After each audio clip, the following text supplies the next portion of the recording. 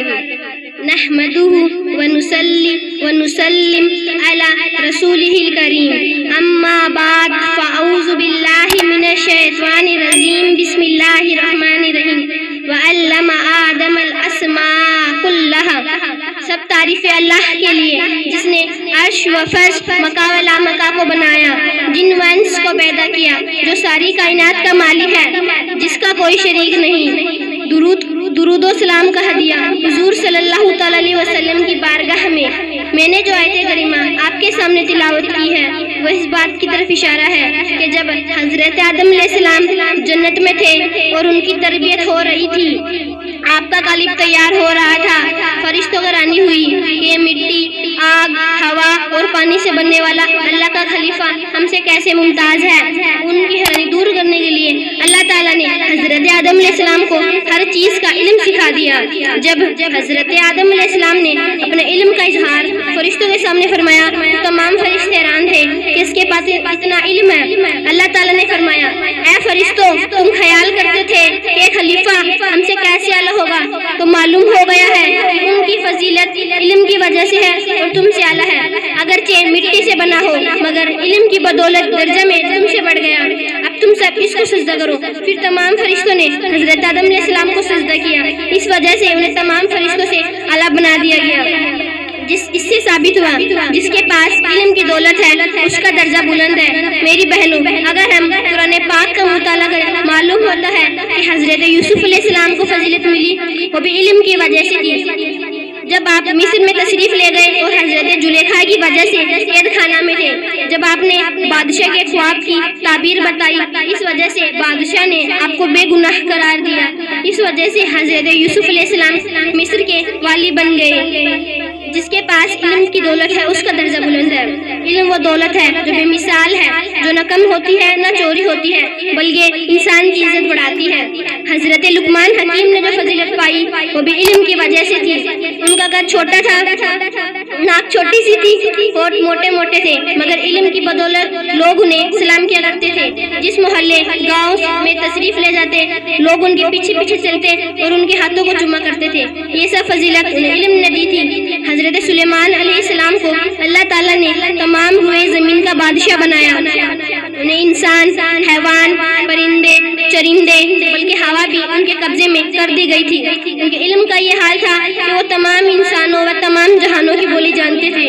جو بھی ان سے کلام کرتا وہ اسی کی زبان میں جواب دیتے۔ چھوٹی کی گفتگو کا ذکر قرآن پاک میں موجود ہے۔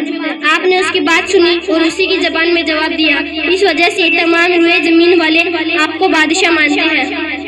میری بہنوں، جتنے بھی لوگ فضیلت والے ہیں وہ سب علم کی وجہ سے ہیں، جیسے حضرت علی مرتضیٰ، حضرت حسن بصری، امام اعظم، حضرت غوث اعظم، مولانا روم علم اور عمل کے لیے سرفراز ہوئے۔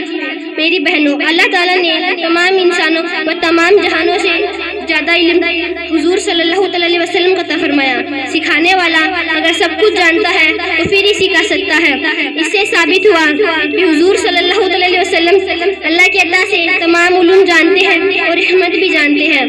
جتھے ابو بکر عمر عثمان علی پڑھے نے، میرے مدنی آقا دا اسکول بڑا سونا ہے۔ جتھے ابو بکر عمر عثمان علی پڑھے نے، میرے مدنی آقا دا اسکول بڑا سونا ہے۔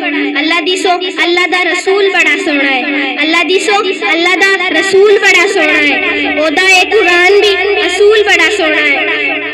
علم حاصل کرنا تمام مسلمان مرد اور عورت پر فرض ہے۔ صرف مردوں کو علم سکھانا، عورتوں اور بچوں کو علم نہ سکھانا ہمارے نبی کے ارشاد کے خلاف ہے۔ حضور صلی اللہ علیہ وسلم نے ارشاد فرمایا، علم حاصل کرو چاہے تمہیں چین جانا پڑے۔ اب زیادہ تر علاقوں میں مدرسہ اور اسکول قائم ہے، اس لیے ہمیں خود بھی علم حاصل کرنا چاہیے اور ہمارے بچوں کو علم سکھانا چاہیے۔ حضور صلی اللہ علیہ وسلم نے ارشاد فرمایا، اے میرے صحابہ کرام، مہد سے لحد تک علم حاصل کرو، یہ نہ سمجھو اب میں علم سے بڑھ گیا ہوں، مجھے علم حاصل کرنے کی کوئی ضرورت نہیں ہے، بلکہ قبر تک علم حاصل کرتے رہو۔ صحابہ ایک مسجد نبوی میں صحابہ دو گروہ بیٹھے تھے۔ ایک گروہ ذکر میں مشغول تھا اور دوسرا گروہ ایک دوسرے کو علم سکھانے میں مصروف تھا۔ حضور صلی اللہ علیہ وسلم پہلے ذکر کرنے والے گروہ میں گئے اور پھر دوسرے گروہ میں گئے اور ان میں بیٹھ گئے۔ فرمایا، یہ گروہ اس گروہ سے بہتر ہے۔ آپ بھی اگر 100 سال تک بھی عبادت کرتا رہے پھر بھی عالم کی فضیلت زیادہ ہے۔